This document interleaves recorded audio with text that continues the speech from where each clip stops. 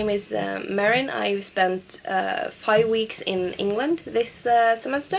The first week was a holiday with my fiance in London. Then I spent 3 weeks in Hornsey, which is a small town next to the city Hull. And then I spent 1 week in York.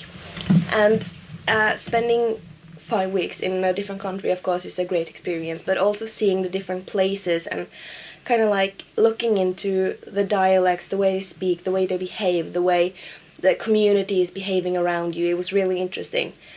When I were in London, the first thing you notice, it's a very multicultural place to be. It was a lot of people who weren't born in England. There was a lot of people who recently came there. I think there was a lot of tourists.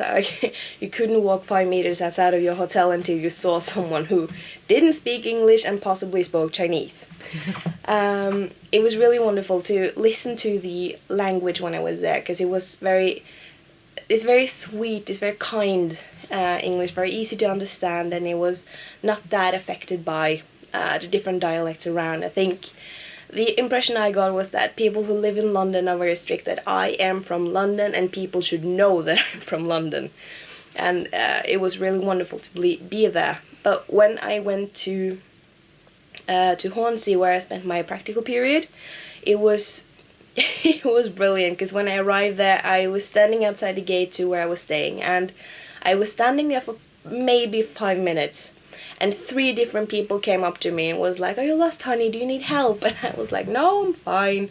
And that was just the beginning of the way the community in Hornsey works, because everyone was like super interested in meeting you and wanting to know about you, and asked questions like, "Are you okay? Do you need help? Anything I can do for you?" And they were doing this all the time. And at the school, people were greeting each other with, "How are you doing?" That was the first thing they said. It wasn't like this polite phrase. It was like they really wanted to know, "How are you doing?"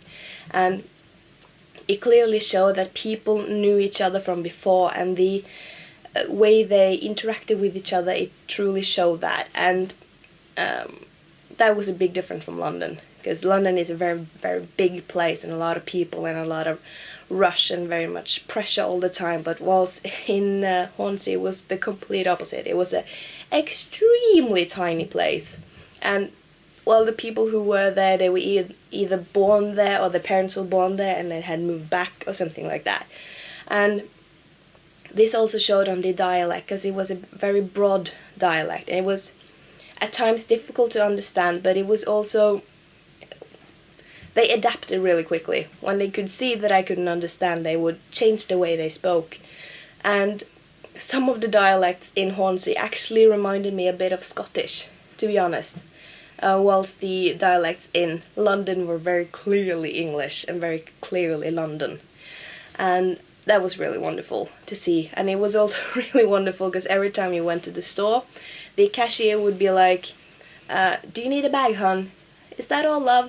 And the nicknames of Love and Honey and Poppet and Poppy and stuff like that, it was wonderful. It was really, really nice, and it made you feel really welcome in the community.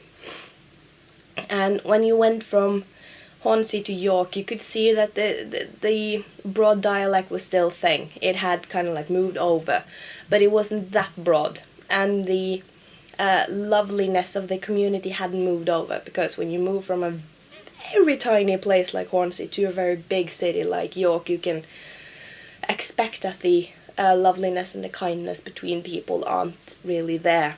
And also when it comes to the multiculturalism, both in Hornsey and in York, you could see that there weren't a lot of people who weren't born there. Most of the people were either born there or had lived in England or Scotland or Wales or Ireland the whole of their lives. And yeah, it was really wonderful. It was. And it was amazing to see the differences from the big city of London and the big city of York, because both of them are kind of big cities, and London, of course, is a huge city. But seeing that some of this city way of thinking and the city way of behaving were in both of these places, even though they were really far apart, and they was really, yeah, different in and of itself.